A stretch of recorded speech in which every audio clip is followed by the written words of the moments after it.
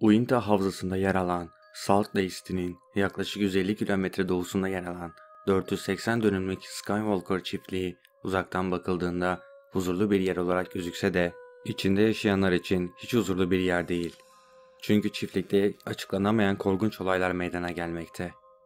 50 yıllık tuhaf olaylar geçmişi nedeniyle UFO çiftliği olarak da adlandırılan Skywalker'ın bulunduğu bölgeye ait UFO raporları 1970'lere dayansa da yaşanan olaylar ilk olarak 1996 yılında yayınlandı. UFO'lar ile anılan bir çiftlik olmasına rağmen yaşanan olayların uzaylılardan daha fazlasının olduğunu göstermekte. Çünkü tanımlanamayan uçan cisimlerin yanı sıra kaybolan ve sakat bırakılmış sığırlar, mermiyle vurulduğunda zarar görmeyen kırmızı gözlü büyük hayvanlar, portallar ve görünmez nesneler içeren yüze yakın olayların gözlemlendiği bir yer olan Skywalker, paranormal olaylara ev sahipliği yapıyor.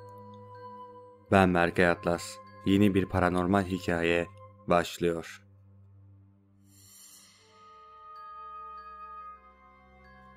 Navajonların inancına göre bu çiftlik Skywalker adında olan cadıların yolunun üzerinde bulunmaktadır. İnanışa göre bu cadılar çiftliğin olduğu bu araziden geçerek Karanlık Kanyon adındaki bir yerde saklanıyor ve geceleri ortaya çıkıp insanları kaçırıyorlar. Bu sebepten dolayı Navajolar kabile üyelerinin bu topraklara ayak basmasını yasaklamıştır. Fakat Navajoların bu toprakları yasaklaması Kızılderili olmayan insanlar için bile bir anlam ifade etmiyordu. Bu yasaktan haberi olmayan veya umursamayan insanlar 1900'lü yılların sonlarına kadar bu çiftlikte yaşamayı denedi. Bu ailelerden biri olan Myers ailesi 1930 yılında bu çiftliğe yerleşmiş, yaklaşık 60 yıl boyunca burada sakin bir hayat yaşamıştı. Ta ki tarih 1987 yılını gösterene kadar. 1987 yılında Myers ailesi aniden bu çiftliği terk etti. Çiftlik 7 yıl sahipsiz kaldı, yani en azından insan olarak. Tarihler 1994'ü gösterdiğinde ise Terry ve Gwen Sherman adlı çiftin oldukça ucuz olan bu çiftliğe talip olarak satın aldılar.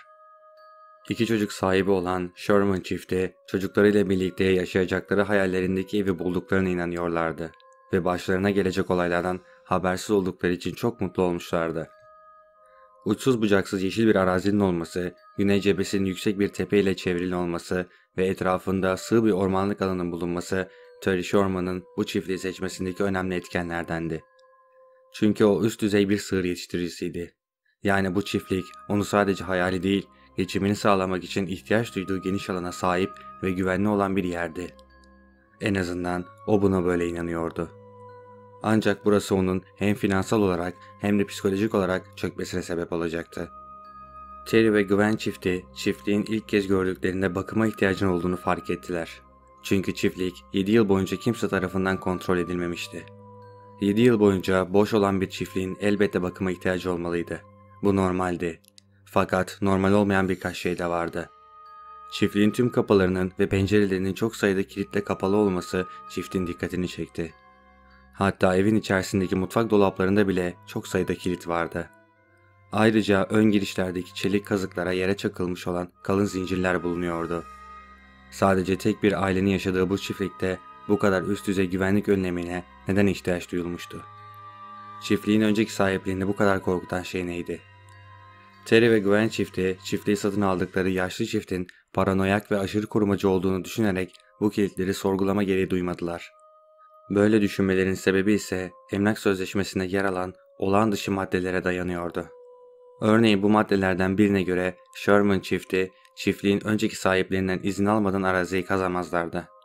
Bu gibi maddeler Sherman çiftine saçma gelse de akıllarının bir köşesine korkunç bir soru onları rahatsız ediyordu. Çiftliğin eski sahiplerini bu kadar korkutan ve bu kadar önlem almasına sebep olan şey neydi? Çiftlikte birinci gün. Çiftlikte mutlu bir hayat süreceklerini sanan Sherman çifti ilk günden tuhaf olaylar yaşamaya başlamıştı. Evlerin önündeki bir eşya kamyonunu boşaltırken uzaktan kendilerine doğru yavaş adımlarla yaklaşan bir kurtun olduğunu gördüler. Terry bu kurtu gördüğünde hemen tetiğe geçti. Bu kurt normal bir kurttan neredeyse 3 kat daha büyüktü. Fakat bu kurt saldırgan değil, arkadaş canlısı görünüyordu. Hatta Sherman çiftliğine 20 metre kadar yaklaşmasına rağmen sevecen tavırlar sergilemeye devam etmişti. Tam bu sırada ağların içerisinde bir inek yavrusunu kafasına demir parmaklıklardan geçirerek kurtu izlemeye başladı. Bunu fark eden kurt aniden oraya sıçrayıp devasa çenesi ineğin başına geçirdi.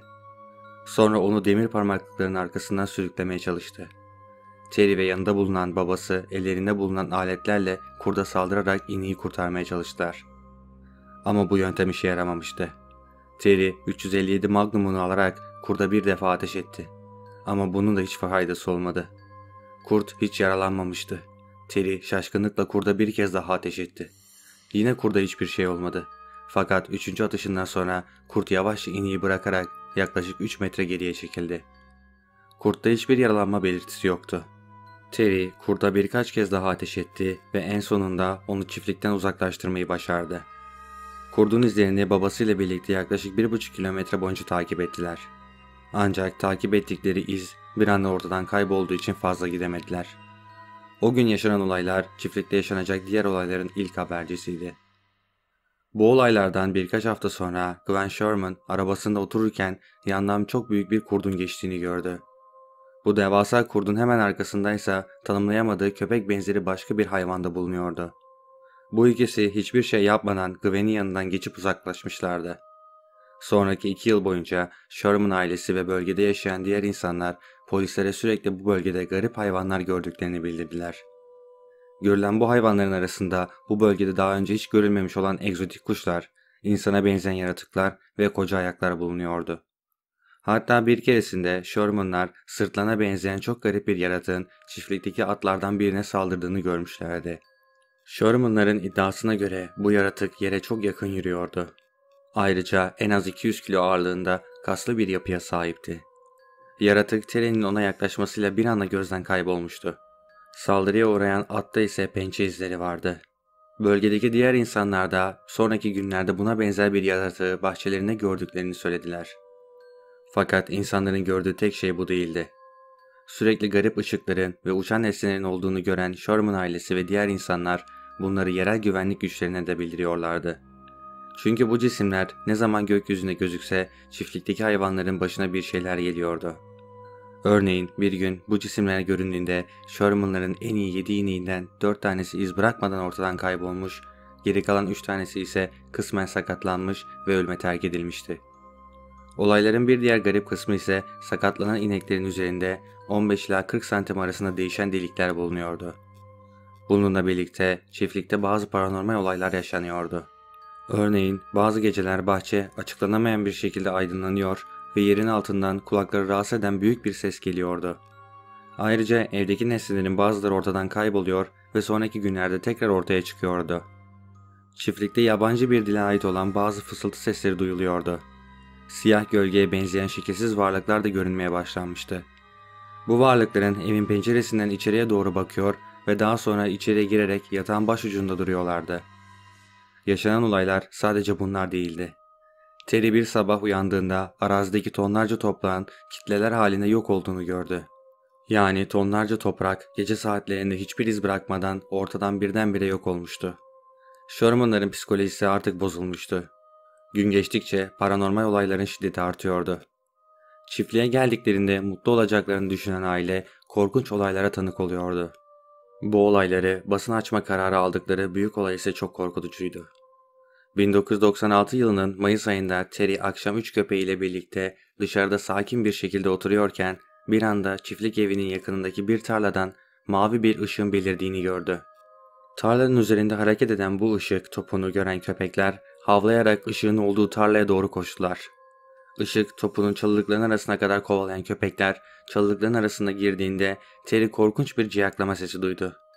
Köpeklerine seslendi ama hiçbir yanıt alamadı. Ertesi sabah oraya köpeklerini kontrol etmeye gittiğinde yerde yanmış 3 nokta buldu. Köpekler bu olaydan sonra bir daha hiç görülmedi. En son yaşanan bu olay bardağı taşıran son damlaydı. Artık onları koruyacak ne köpekleri ne de geçimini sağlayacak için kullandıkları çiftlik hayvanları vardı. Shermanlar bu çiftlik yüzünden tüm varlıklarını da kaybetmişlerdi. Tüm ailenin psikolojisi bozuldu. Çocuklar uyuyamadığı için eğitim hayatlarında başarısız olmuşlardı. Gwen bankadaki işini kaybetmiş ve çıldırmak üzereydi. Bu sebepten dolayı Sherman ailesi yaşadıkları tüm olayları 2 yıl boyunca yerel basına paylaşmaya başladı. Anlattığı hikayeler bazıları tarafından alay konusu olsa da basın organlarına yayılmış ve popüler olmayı başarmıştı. Anlatılan tüm bu olaylar Robert Bigelow adındaki milyarder bir iş adamının dikkatini çekmişti.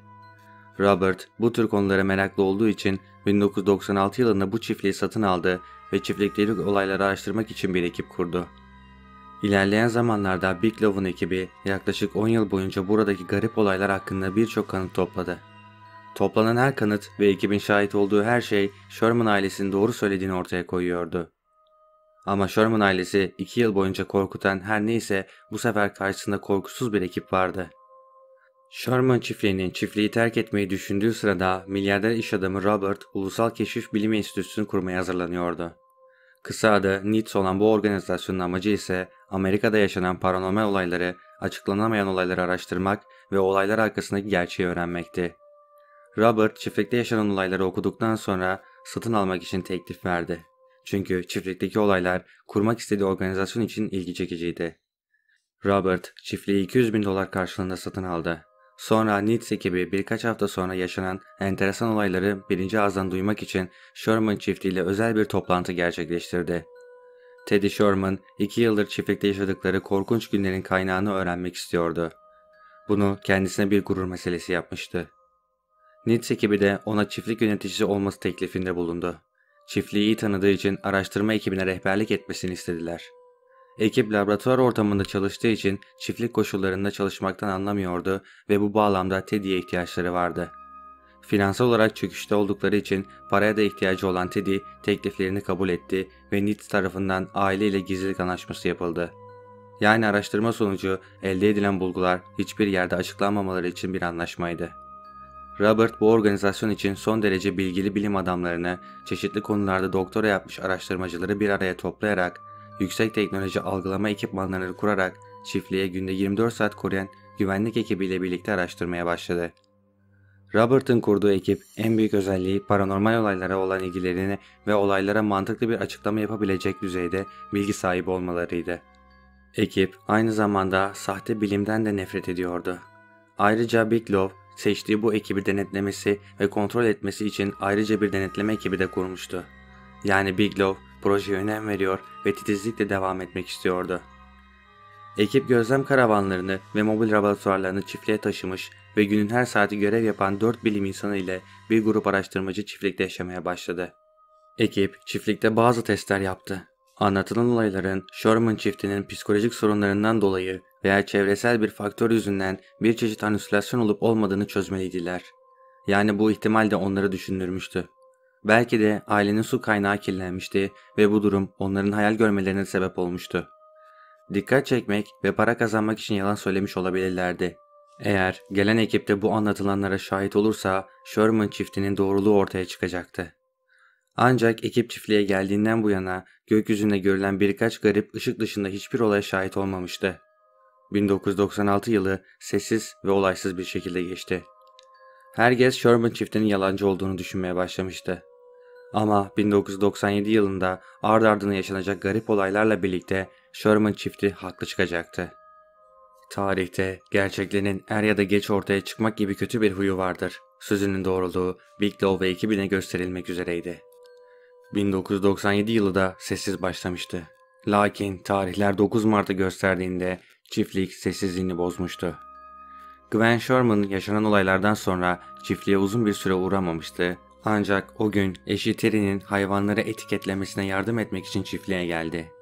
Birlikte iş yaparken onların yanında duran bekçi köpeği aniden çılgına dönerek çiftlik evine doğru havlamaya başladı.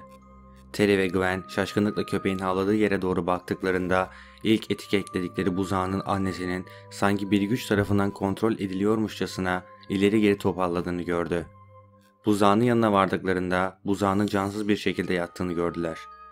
Buzağının tüm bu karın boşluğu ve iç organları görünmez bir güç tarafından çıkarılmış, geriye sadece göğüs kafesinin bir kısmı, başı, omurgası kalmıştı.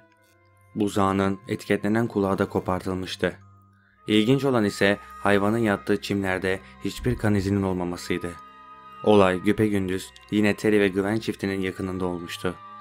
Bu kadar kısa bir sürede hayvandan 27 kilo nasıl çıkarılmıştı? Nits ekibindeki veteriner hekim hayvanın bedenini incelediğinde kesinlikle temiz ve keskin olduğu, doğadaki hiçbir hayvanın bunu yapamayacağını söyledi. Peki bunu kim yapmıştı? Çiftlikte gezinen sinsi bir şey vardı. Olaydan 3 gün sonra gece saat 11'de ekibin eğitimli köpekleri bir anda meranın uzak tarafındaki bir şeyle ulumaya ve havlamaya başladılar. Terry ve ekip o sırada gözlem karavanın içinde oturduğu için hemen arabaya binerek olay yerine hızlıca ilerlemeye başlamışlardı. Olay yerine ulaştıklarında uzaktaki bir ağacın üzerinde duran bir çift sarı gözün onlara baktığını gördüler. Terry hemen tüfeğini dürbünüyle ağaçtaki varlığın ana hatlarını görmeye çalışmıştı. Sinirlerine hakim olamayan Terry, başka bir buzağı almasına izin vermeyeceğim diyerek tüfeği varlığın olduğu yere doğrulttu. Ama varlık tepkisizdi ve korkmuyordu. Sadece Terry'e doğru bakıyordu. Gözler ortadan kayboldu ve dallardan aşağı doğru düşen dev bir şeyin sesi duyuldu. Bunun üzerine Terry ve ekip varlığın üzerinde bulunduğu ağacın altına koştu. Fakat ağacın altında ne bir iz ne de bir delil vardı. Birkaç saniye sonra Terry, "Onu görüyorum" diyerek bağırarak yaklaşık 5 metre uzaklıkta olan varlığı gösterdi. Nits ekibi varlığa doğru koşup onu yakalamaya çalıştılar ama başarısız oldular. Gördükleri şey bir köpeğe benziyordu ama köpekten farklıydı. Çünkü bu varlık 2 ayaklıydı. Ekip bu varlığı 1 saat aramasına rağmen bulamadı. Buldukları tek şey varlığa ait 2 büyük ayak iziydi. Büyüklüğü yaklaşık 35 santim uzunluğunda ve büyük bir pençe girintisine sahip olan bu izler ekibi şok etmişti. Mart ayı başka bir olay yaşanmadan sonlandı. Fakat bekçi köpekleri ve diğer hayvanlar garip hareketlerine devam ediyordu. Sanki bölgede gezen yırtıcı bir yaratığı hissediyorlardı. 1 Nisan'da yine bir buzağı kayboldu. 2 Nisan'da ise oldukça garip bir olay gerçekleşti. Terry'nin çiftliğe beslemek için getirdiği 4 boğa çitlerin içerisindeyken bir anda ortadan kayboldu. Büyük bir telaşla elinde kalan bu son 4 boğayı arayan Terry, boğaların yıllardır kullanılmamış olan eski bir römorkun içinde buldu. Bu küçücük alanda sanki hipnoz olmuşçasına sessizce bekliyorlardı. Terry'nin gelmesiyle bir anda hipnozdan çıkmışlardı. Nits ekibi gelip römorku incelediğinde boğaların bir tanesini bile böylesine dar bir alana sokmasının oldukça zor olduğunu ve bunu saatler alabileceğini belirttiler. Ayrıca römorkta yüksek oranda manyetize tespit ettiler. Nits ekibi böylelikle çiftlikteki manyetik anormalliği fark etmiş oldu. Nisan ayının sonlarına gelindiğinde ekipteki biyokimyacı çiftlikteki bazı izleri araştırırken çevrede garip bir mis kokusunun geldiğini fark etti. Tüyleri diken diken olmuştu. Çünkü bir varlığın onu izlediğini hissetti. Fakat varlık ortalıkta gözükmüyordu. Bunun bilinçaltı ürünü olduğunu düşünerek işine devam etti. Arkadaşlarına durumu anlattığında arkadaş da aynı hislerin onda da yaşandığını söyledi. Garip kokuyu o da almıştı. Ayrıca pusulasının anlık olarak saçmaladığını ve kokunun geldiği yönü gösterdiğini iddia etti. Bu olaylar asıl filmin fragmanı bile sayılmazdı. Ağustos ayına geldiğimizde bu zamana kadar yaşanan en dehşet olaylardan biri yaşandı. Gece saat 3 sıralarında Mike ve Jim adındaki 2 ekip üyesi çiftliğin tam ortasını gösteren bir tepeye tırmanmış, bilimsel alet ve sensörlerle bölgeyi izlemeye başlamışlardı. Yaklaşık 3 saat bölgeyi izlemelerine rağmen herhangi bir aktivite gözlemlememişlerdi. Tam vazgeçecekleri sırada ise yaklaşık 150 metre ilerideki bir otlakta garip bir ışığın belirdiğini gördüler. Işığın geldiği noktaya baktıklarında bu ışığın yavaşça büyüdüğünü ve onun aslında bir portal olduğunu fark ettiler. Dikkatlice baktıklarında ise portalın diğer tarafında emekleyerek çiftlik tarafına doğru sürünen kocaman siyah bir silüetin olduğunu gördüler. Bu silüet portaldan çıkar çıkmaz büyük bir hızla yakınlardaki ağaçlık bir alana koşup gözden kaybolmuştu. Bu sırada çevreyi yine o garip mis kokusu kaplamıştı. Bu şeyler Sherman çiftliğinin anlattığı gibi korkunç ve gizemliydi. Sığ sakatlanmaları, uçan cisimler, tuhaf kokular, başka yerde açılan portallar, yer altından gelen korkutucu sesler ve gizemli yaratıklara şahit olan ekip, Sherman çiftinin yalancı olmadığını kendi gözleriyle görmüşlerdi. Yani Sherman çifti haklı çıkmıştı. Peki ya bu portal nereye açılıyordu? 1998 yılının ortalarında sonraki çiftlik olayları iyice azalmış, 2004 yılında ise durma noktasına gelmişti. Ekip 2004 yılına kadar çiftlikte kalmış, 2004 yılı organizasyonun kapatılması nedeniyle çiftliği terk etmek zorunda kalmışlardı. Gözlemledikleri birçok şeye rağmen çiftlikte yaşanan paranormal olayların sebebini asla çözemediler. Gözlemledikleri bazı olayları kayıt almayı başaran ekip görüntüleri Hunt for the Skywalker adındaki belgeselde sundular. Ancak kayıtların çoğu gece olmasından ötürü görüntüler net değildi. Görüntü çekmeye çalıştıklarında ekipmanlarda beklenmedik arızalar çıkıyordu. Çiftliğe musallat olan her neyse kayıt yaptırmalarına her zaman engel olmaya çalışmıştı. Bigelow çiftliği mesken tutmuş varlıkların zeki yaşam formları olduğunu düşündüğünü dile getirmişti. 1998'de olayların aktifliği bitmiş, 2004 yılında da neredeyse sonlanmıştı. Bugün hala Skywalker çiftliğinde ne olduğu kesin olarak bilinmemektedir. Ben Berkay Atlas. Videoyu beğendiysen kanala abone olmayı ve bildirim çanını açmayı unutmayın.